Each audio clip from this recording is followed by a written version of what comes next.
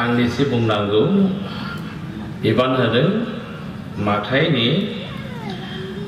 17 आयदानि 21नि बाथ्रा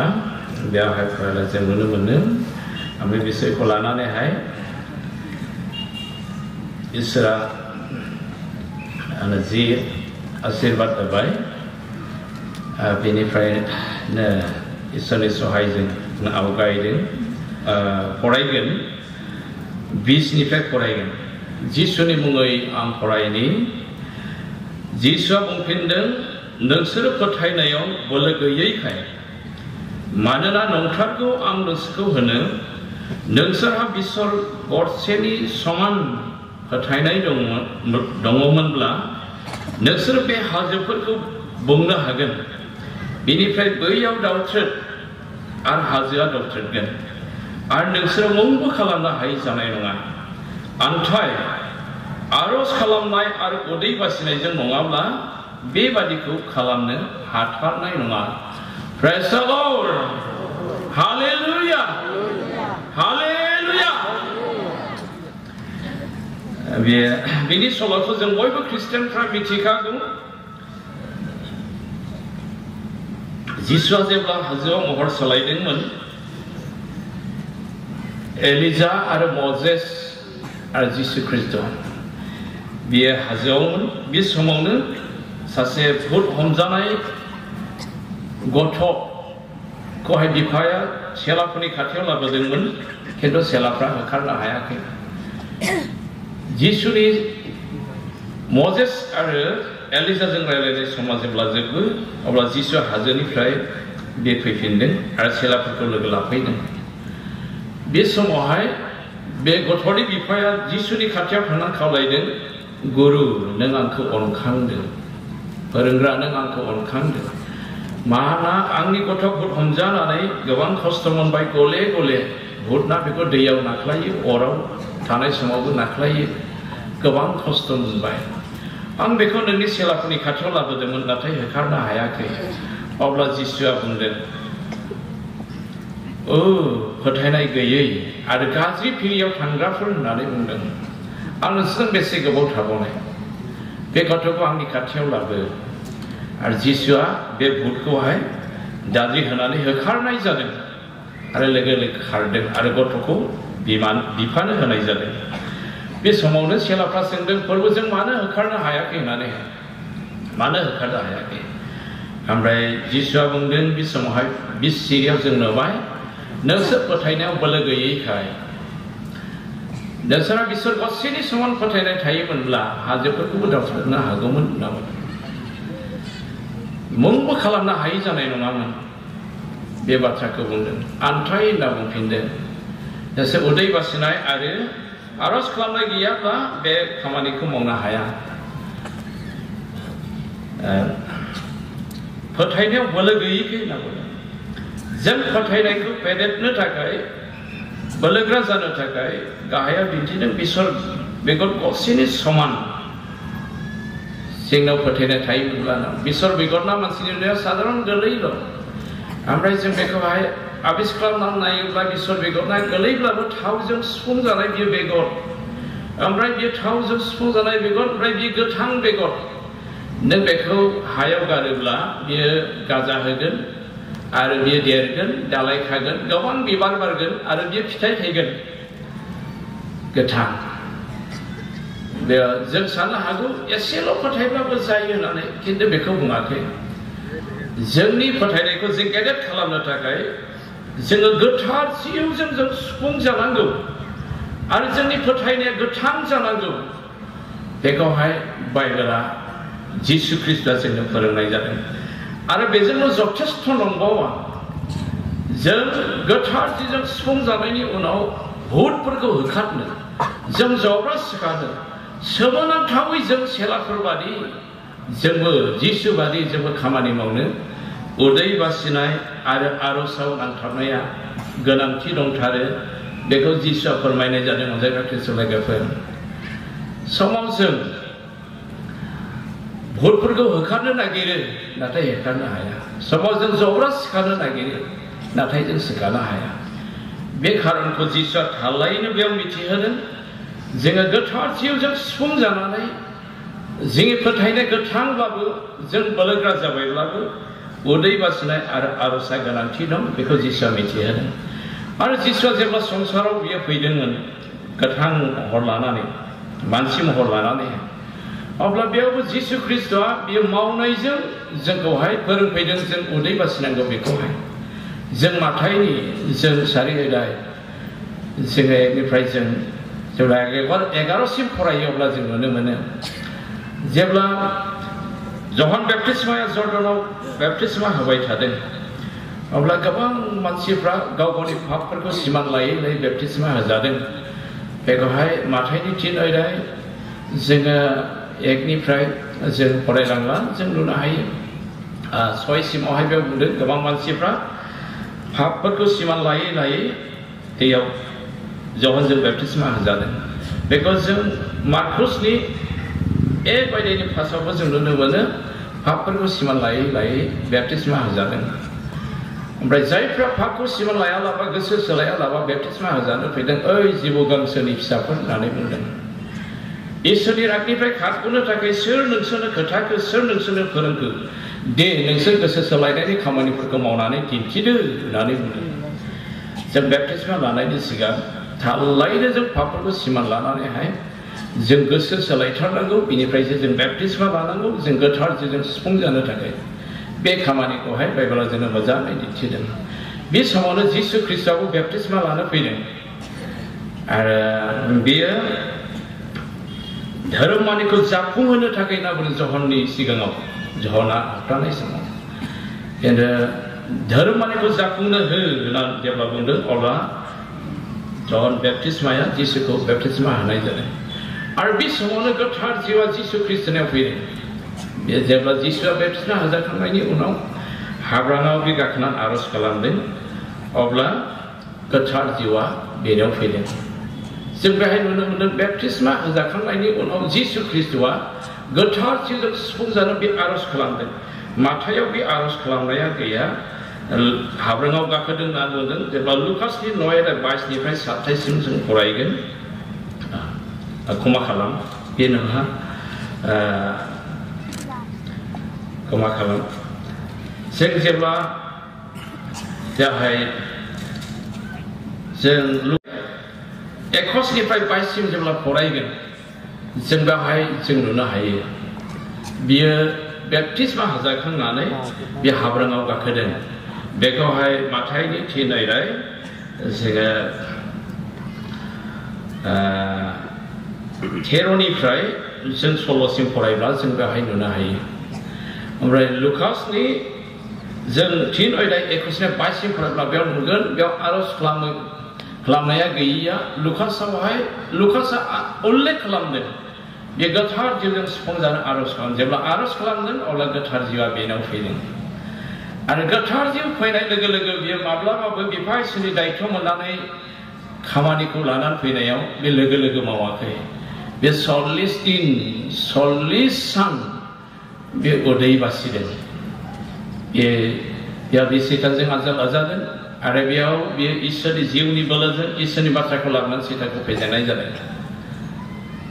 आरो बिनि उनावसो बियो प्रसार खालामदों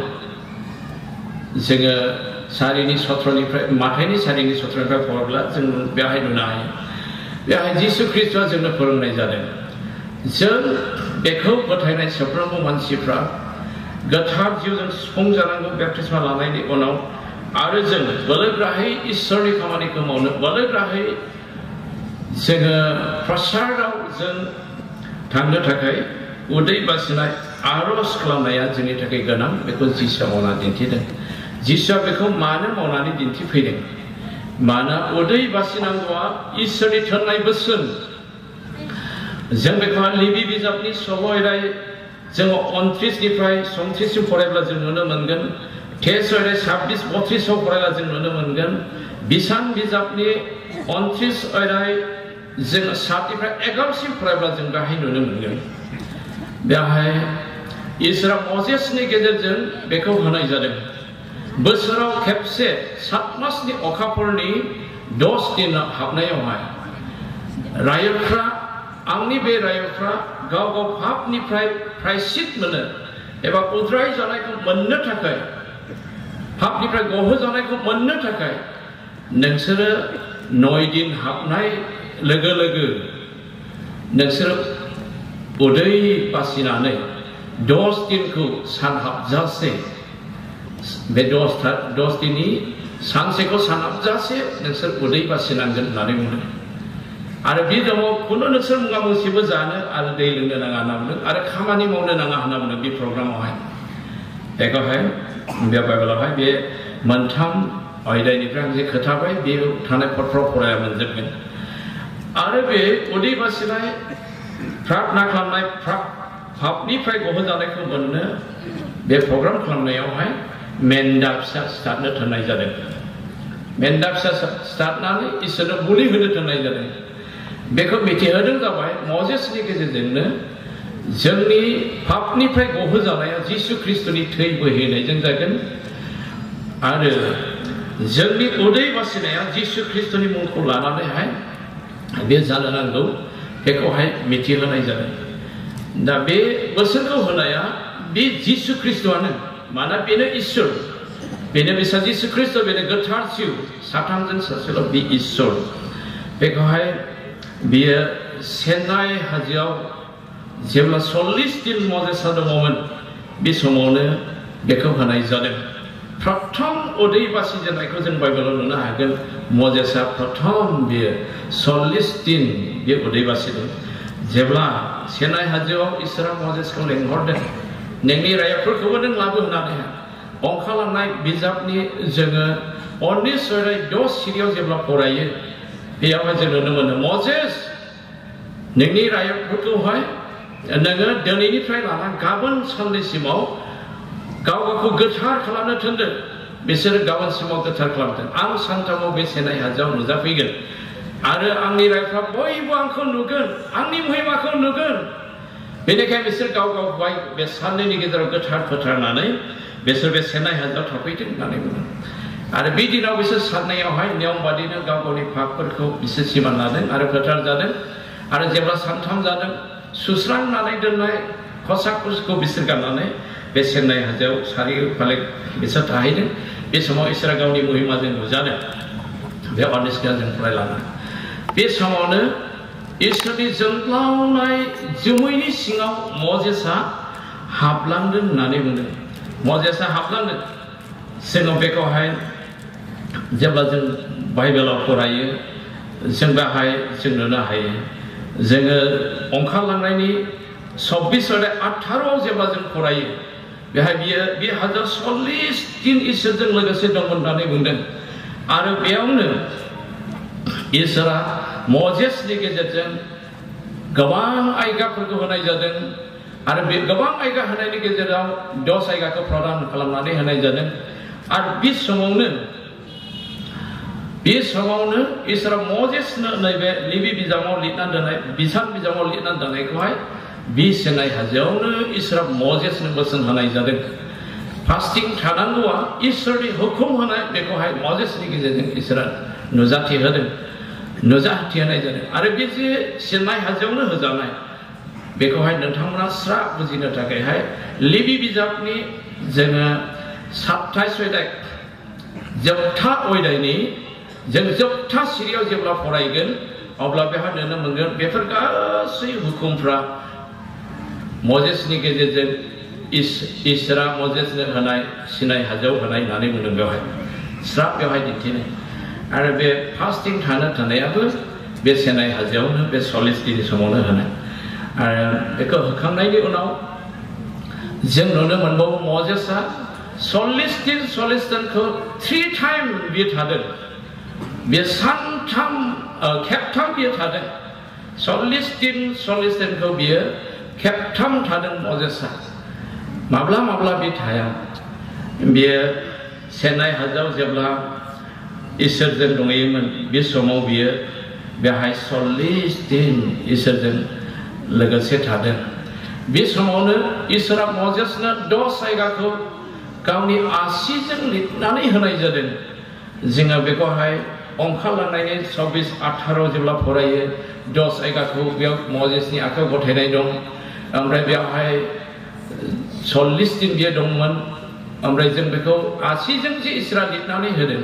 बेखौहाय जों हुदा बिजाबनि 9 अध्याय 9 सिरियावसो जों फरायोब्ला जों बेवहाय नुनो मोनगोन 9 अध्याय हुदा बिजाबनि 9 अध्याय 9 सिरियावहाय बेवहाय जों नुनो मोनो जेब्ला मजेसआ सेनाय हान्जायाव 40 दिन इसोरजों लोगोसे दङमोन अब्ला इसोरा गावनि आसिजोंनो 10 आयदाखौ लिरनानै होदों होननानै बुंदों इसोरा गावनि आयदाखौ 10 आयदाखौ गावनि आसिजों लिरनानै होनायखाय बे 10 आयदानि गेजेराव अबेबा मोनसे आयदाखौ नों सिफायोब्लाबो नों सोरगोखौ आवग्रिनो मोननाय नङा मानोना इसोरा गावनि आसिजों लिरनानै होदों नै बेनिखायनो इसोरा गावनि आसिजों लिरनानै होनाय बे 10 आयदानि गेजेराव अबेबा मोनसेखौ सिफायोब्लाबो इसोरा इनायनि दुखु मोनो आरो नों बार सिफायबाय थायोब्ला इसोरा नोंनि सायाव रागा जोंगोन इज्राइलफोरनि सायाव जेरै इसोरा रागा जोंदोंमोन बेनिखायनो जोङो एकदमबारे मुल्य होनांगौ बे इसोरनि 10 आयदा लिरनानै होनायखौहाय जों गोसोआव लानांगौ जों सिफायनो नाङा बे 10 आयदानि गेजेराव माखासे आयदाखौ सिफायग्रा गोबां मानसिफोर दं इसोरा दिनै हर आंनो खोथादों जायफोरखौहाय खोथायोब्ला हे बेबायदि जानाय नङा होननानै सानगोन बेबायदि मानसिफोरबो दङ बेवहाय बेनिखायनो खावलायदों जोंनि बे प्रग्रामनि गेजेरजों जों गावखौ थि खालामनानै लानो आरो बेबायदि जोङो बेप्तिस्मा लाखांनायनि उनावबो जों जुदि प्रभु जाखांनायनि उनावबो जों गले गले फोरमावदोंब्ला मजेसनि गेजेरजों इसोरा होनाय बादिनो पाप प्रायश्चितनि थाखाय बा पापनिफ्राय गहोजानायनि थाखायहाय उदै बासिनानै आरज खालामनो थांनाय बे खामानिखौ जों मावनो नांगौ आरो नैथि बारावहाय बे आरोबावनो 40 दिन बे उदै बासिनो गोनां जाबावदों बे जाबाय मजेसआ 10 आयदाखौहाय लानानै इसोरनि थंनाय बादि गोख्रै फैबाय गोख्रैनो नों दैदेनना लाबोनाय रायफ्रा आंनि आयदाफोरखौ सिफायना आंनिफ्राय एरखेबाय होनना बुंदों बिसोरो सनानि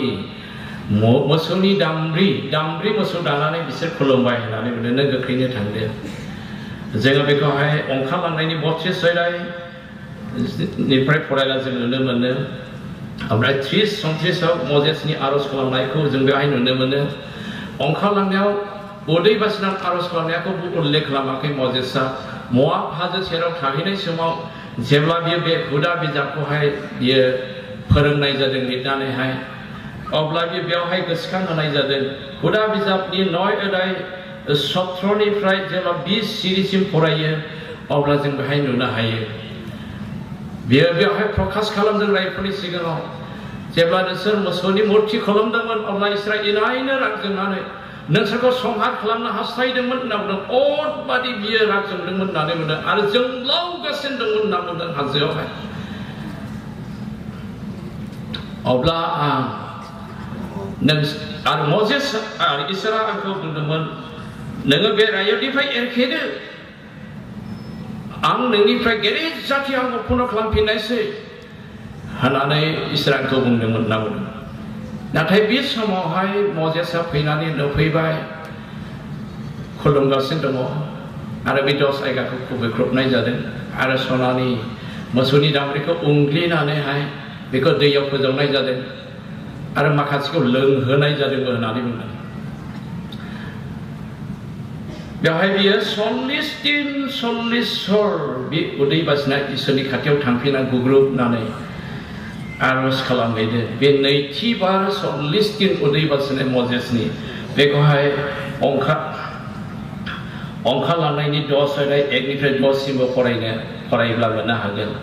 बेयावनो इसोरा आरोबाव 10 आयदाखौहाय बेयो गावनो लिरनानै मजेसनो हरफिनबावदों ओमफ्राय बे समावनो बुंदों बे सेनाय हाजोखौ नागारदो नोङो थांदो एरायलांदो बे थोनदों आरो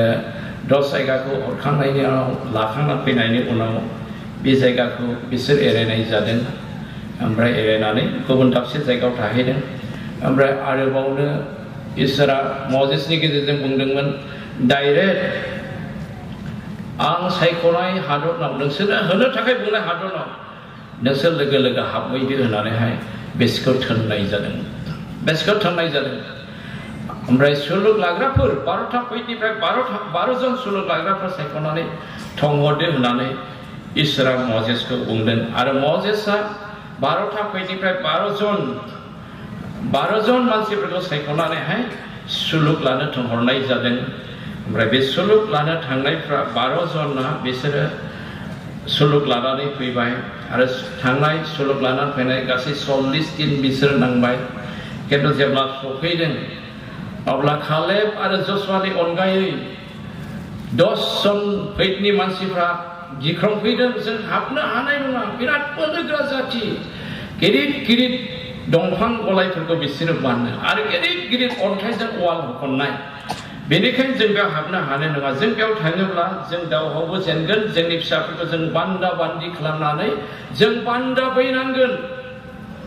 बे बाथ्राखौ 10 जननिफ्राय जेब्ला खोनादों अब्ला बयबो गावबा गाव बादायाव बिसोर गाग्लुंदों होननानै बुंदों बयबो बिसोर गाव गावनि बादा गाग्लुंदों आरो बे समाव कालेब आरो जशुवाल' बुंदोंमोन जाय इसोरा जोंखौ सोमोनांथाव मिस्रनिफ्राय दैखोना लाबाय बे इसोरनि बोलोजों जों बे हादरखौ आक्रमण खालामनानै लानो हाथारगोन मोजां हादर आबाद जासोग्रा हादर बिसोर बुंदोंमोन खिन्थु अन्थाइजों खुबैथारनो नागिरदों आरो मजेस आरनमोना उपाय गैयै जादों ओमफ्राय बे समावहाय इसोरा बिसोरखौ महामारिजों खस्थ' होदों बे समावबो इसोरा मजेसखौ बुंदों मजेस नों एरखेदो बे जातिनिफ्राय आं नोंनिफ्राय गेदेर जाति आं उत्पन्न खालामफिनबावनायसै होननानै बुंदोंमोन जोङो बेखौहाय बेसान बिजाबनि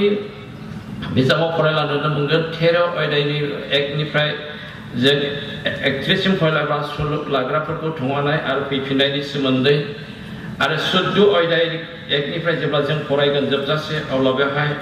रायजोफोरखौहाय जों थांनो हानाय नङा होननानै सिगिफैनाय गिथावथाव खोथा होननानै बेहाय नुनो मोनो ओमफ्राय इसोरा बेखौ नुनानैहाय राग जोंबाय महामारि जादों होनना बुंदों फार्स्ट मुर्ति खुलुमनायावबो महामारिजों फोजोबनो नागिरदोंमोन दै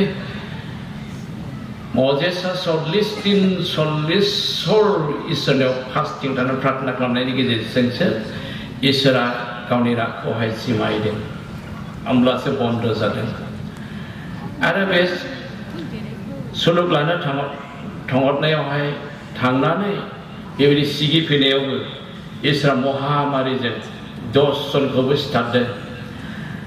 ओमफ्राय मजेसआ बे समावहायबो 40 दिन 40 हर बियो जाया लोङा उदै बासिनानै आर'ज खालामदों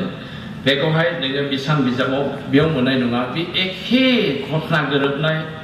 जों हुदा बिजाबनि जों 9 अध्याय 22 निफ्राय 25 सिम फरायोब्ला जों बेहाय नुनो मोनगोन बे समावबो सुलुग लानो थांनानै फैनानै गिख्रं होफैनाय 10 जन मानसिफ्रा आरो बे हादराव थांनो गोसो जायो गिख्रंनाय समावबो इसोरा बोराबनानै बिसोरखौ महामारिजों फोजोबस्रांनो हास्थायदोंमोन खिन्थु बे समावबो मजेसआ 40 सान 40 हर जाया नङा इसोरनि सिगाङाव खुग्लुबनानै आर'ज खालामदों आरो इसोरा मजेसनि आर'जखौ खोनासंनानैहाय बियो खेमा होदों बे खेमा होदों बार मजेसआ बिदि आर'ज खालामदों मजेसआ जाथि अनसोग्राखाय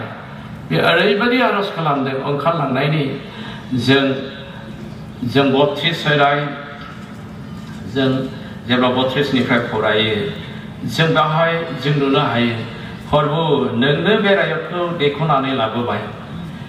नों फोजोबनो नाङा नों बिसोरनि दाय अपराध मावनायखौ निमाहा होदो आरो नों निमाहा होआब्ला प्रभु आंनि नामखौ नोंनि बिजाबनिफ्राय दानगारनानै गारदो होननानै बुंदों 30 निफ्राय बे आर'ज खालामनाय समावहाय ओमफ्राय बे समाव इसोरा बुंदों मजेस बेबायदि नङा जायफ्रा आंनि नुनायाव गले गले पाप अपराध मावनानै आंखौ राग फोजोंबाय थायो बिसोरनि नामखौसो आं जीवन पुस्तकनिफ्राय दाननानै गारगोन होनना आंनि बिजाबनिफ्राय आं दानगारगोन होननानै बुंदों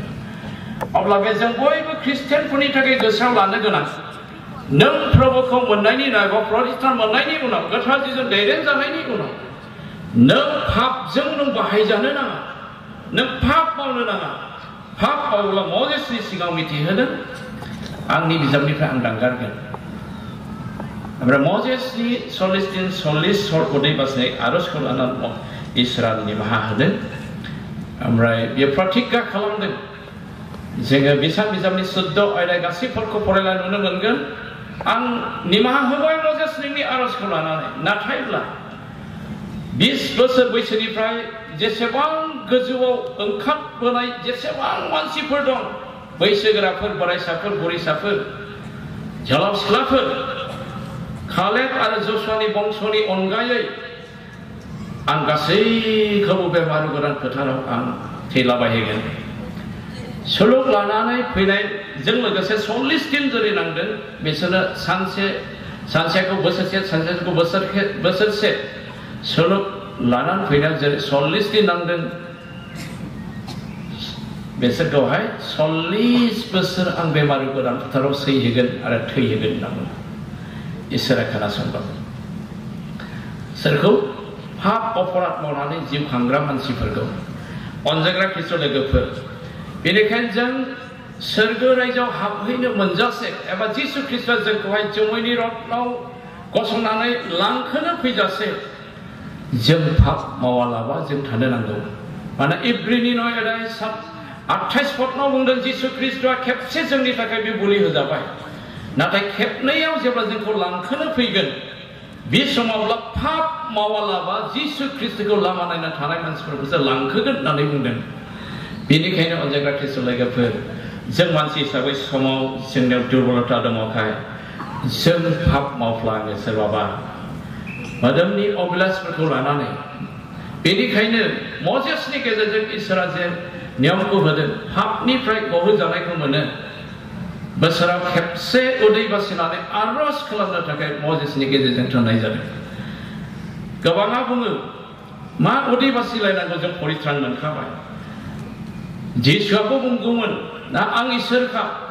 आं मानो उदै बासिनांगौ बुङाखै जिसुआ मानोना गावनो नाबिफोरनि गेजेरजों उदै बासिनांगौ नियमखौ जिसुआ गावनो होदों बेनिखायनो जिसुआ जेब्ला संसाराव फैदों अब्ला बियो गावनो बे उदै बासिनाय नियमखौ बियो मानिफैदों मानोना बे बुंदों जोङो माथाइनि 5 अध्यायनि 17निफ्राय जेब्ला फरायो आथार' 19 जों नुनो मोनो नोंसोरो दासान आंखौ नाबिफोरनि गेजेरजों थोननाय आरो लिरनायखौ फोजोबनो फैबाय होननानै खिन्थु आं जाफुंहोनोसो फैदों होननानै बुंदों नाबिफोरनि लिरनाया गासैबो इसोरनि थोननायखौसो लिरदों इसोरा जेखौ थोनदों इसोरा जेखौ बोसोन होदों बेखौसो नाबिफोरा लिरदों बे जिसुआनो बोसोन होदों बेनिखायनो बियो बुङो आं नाबिफोरजों लिरनाय आरो फोरोंनायखौ आं फोजोबनो फैयाखै आं जाफुंहोनो फैदों जिसुआ गावनो बोसोन होनायखाय गावबो बे उदै बासिनाय प्रग्रामखौ थाफैनानै बे जाफुंहोदों अनजाग्रा ख्रिस्ट लोगोफोर आरो उदै बासिनाय नङाब्ला बे जातखौ होखारनो हाया बेबायदि खामानिखौ मावनो हाया होननायजों जोंखौ उदै बासिनांगौ होननानै बे फोरोंनाय जादों आरो बिफायसनि होनाय बिबानफोरखौ मावनायनि सिगां 40 सान 40 हर बे उदै जे बासिदों बे मावनायनि गेजेरजों नोंसोर आंखौ फोथायग्रा साफ्रोमबो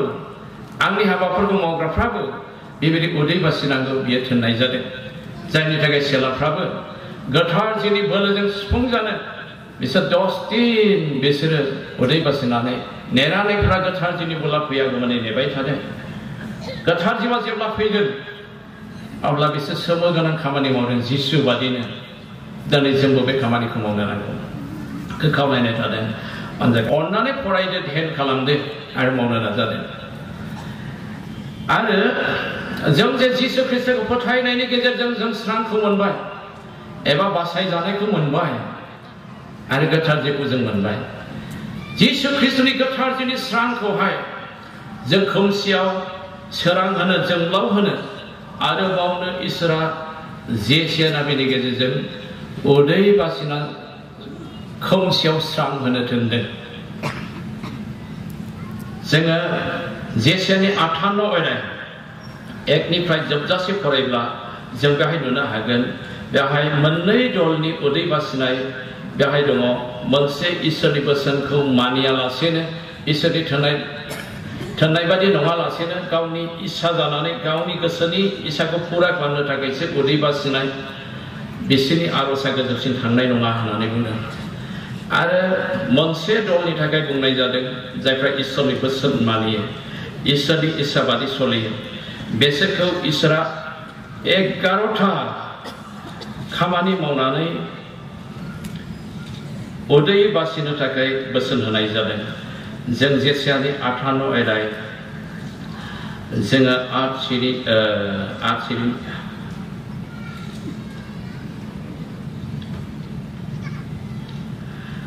सिरिनिफ्राय जेब्ला 6 सिरिनिफ्राय जेब्ला जों फरायो 8 सिरिसिम जों बेवहाय जों नुनो हायो।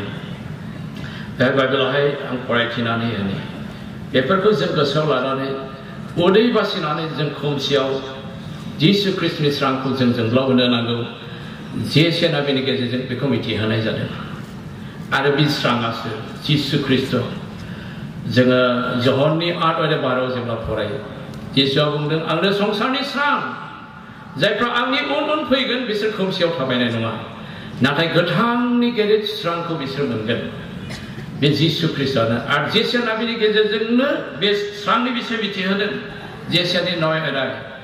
जेब्ला जों 2निफ्राय जों बेहाय फरायलाङो अब्ला 6सिम जों फरायो अब्ला जों नुनो हायो बेहाय गोथैनि सायख्लुमाव थानाय मानसिफ्रा गिदिर स्रांखौ नुनो मोनबाय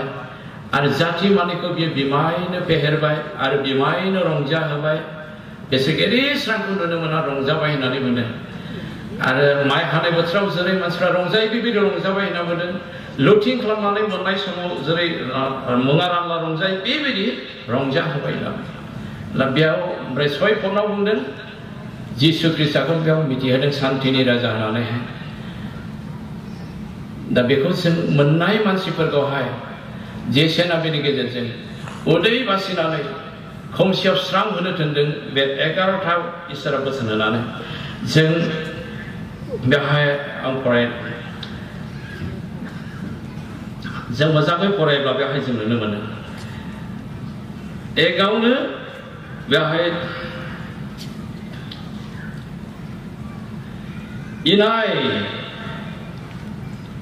इनायनि बान्दोखौ खेवनाय, जुंगालनि सलबारिखौ खेवनाय, नासयनायखौ हगारनाय आरो जुंगाल मानिखौ सिफायनाय, उखैनायफोरनो गावनि जानाय मुवाखौ राननानै होनाय, न' गैयैफोरनो आश्रय होनाय, लांथियाफोरनो सि गानहोनाय आरो लांथियाफोरनो सि गानहोनाय, न' गैजायैफोरनो आश्रय होनाय, लांथियाफोरनो हि गानहोनाय आरो गावनि जाथि खुरमा आरो फारा पुरुसिफोरजों जेब्लायबो गोरोबनानै थानो हानाय आरो गुबुनखौ आसि थुनो नाङा आरो दुष्ट खोथा रायलायनो नाङा आरो गोजौ थाबोदों नोंनि जानो मोजां मोननाय मुवाफोरखौबो मोनजाफेरदोङै हावरियाफोरनो जाहोनाय। समाव जों माब्लाबा मोजां खाजा बानायो, दाउ बेदर नङाब्ला अमा बेदर। बे समाव हावरियाफ्रा लोगो मागिनो फैग्राफ्रा माब्लाबा लोगो मोनफ्लांफैयो, जानो ओंखाम उखैदोंमोन होननानै जानो बिफ्लाङो। बेफोरावबो जों नों जानो बानायनाय मोजां खाजाखौ नों जाहोनो हाग्रा जों जानांगोन। खिन्थु बे मोदोमखौ लाना मानसिनि बेबहारा गाज्रिथार। गाव जानो मोजां मोननाय खाजाखौ सोरबा जानो लुबैदोंब्लाबो होनो गोब्राब। बोरैबाब्ला न'आवनो जानो मोजां खाजा बानायदों, एसे गुबुन मानसिबो लाखिदों, होगारनायबो नङा सेरखम मानसिब्ला गावसोर गोजाल' आराम स्टेप-स्टेपै जागोन। बेफोरबायदिबो थायो। बे जिहुदिफोरनि गेजेरावबो बेबायदि दंमोनखाय इसोरा बिसोरखौ सोंखारिनाय जादों। बे 11था बोसोन होदों। बेफोरखौ मानिनानै जेब्ला जों उदै बासिगोन अब्ला जोङो खोमसियाव जों स्रां होनो हागोन होननानैहाय बाइबेला जोंनो मिथिहोदों। जोङो एक नाम्बारावनो गोख्रैनो जों लुखांफिनजानायखौ मोनगोन होननानै बुंदों। नोङो गोग्लैदोंमोनब्लाबो नों मोनस्लादोंमोनब्लाबो जेब्ला नों पाप निमाहा मोनफिननो थाखाय उदै बासिनानै नों आरज खालामगोन, इसोरा नोंनि पापखौ निमाहा खालामगोन, इसोरा नोंखौ लुखांफिनगोन। जाय लुखांनायखौ लानानै नोङो स्रां होनो हागोन, स्रां होनो हागोन। 2 नाम्बारावहाय नोंनि सैथोथाया नोंनि सिगां थांगोन आरो फोरबोनि महिमाया नोंनि उन थानानै नोंखौ पहरा होग्रा जागोन। आरो नों गाबज्रिनानै आरज खालामोब्ला खोनासंनानै बियो बुंगोन, ओइ फिसा नै आं बेयावनो दं होननानैहाय। आरो खोमसियाव सानजौफुनि स्राङा जेरै स्रां होयो मुलुगनाङैनो, नोङो सयाव बुंदों खोमसि दरसि ख्रिस्टखौ मिथियै मानसिफोरनि गेजेराव नोङो जिसु ख्रिस्टखौ जोंब्लाव होनो हागोन। नोंनि स्राङा जोंब्लावगोन होनना बुंदों खोमसियाव। नोंनि स्राङा बबेखौ बुंदों? जिसु ख्रिस्टखौ बुंनाय जादों। आं जे स्रांखौ मोनबाय जिसु ख्रिस्टखौ, आंखौबो स्रां होननानै बुंदों, नोंखौबो स्रां होननानै बुंबावदों मथियावहाय बाइबेला।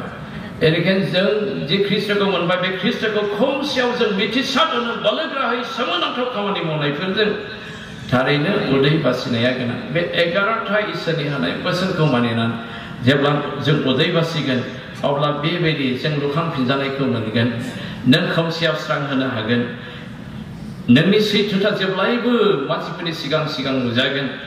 आरो इसोरनि महिमाया नोंखौ उन थाबायफानानै नोंखौ पहरा होग्रा जागोन। आरो नों जेब्ला आरज खालामगोन, अब्ला इसोरा बुंगोन, ओ फिसा मानो नांगौ, आं नैबेयावनो दं। बियो उत्तर होगोन होनना बुंदों आरो खोमसियाव जोंलागोन। आरो बे इसोरा नोंखौ निरिख गैयाजासे दैदेनगोन होनना बुंदों। आरो गोरान हायावबो नों गोजोनगोन। नोंहा जेबो गैजाया जानो हागौ, नोंनि न'खरा गोरान हायाव लुनानै थानायफोर बादिबो जानो हागौ। अब्लाबो नोंजों लोगोसे थानाय इसोरनि महिमायानो, नोंजों लोगोसे थानाय इसोरनि जिउनि दैदेननायावनो नोङो गोजोननाय मोनगोन आरो निरिख गैयाजासे इसोरनि जिउआ नोंखौ दैदेनगोन। बेखौहाय बुंनाय जादों।